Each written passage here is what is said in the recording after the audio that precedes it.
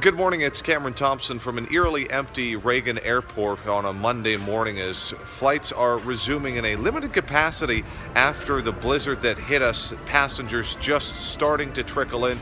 If you look at the departure board, mostly canceled, but a few on time, signifying hope for the thousands of people who have been stuck here over the weekend. FlightAware saying that over 10,000 flights along the northeastern U.S.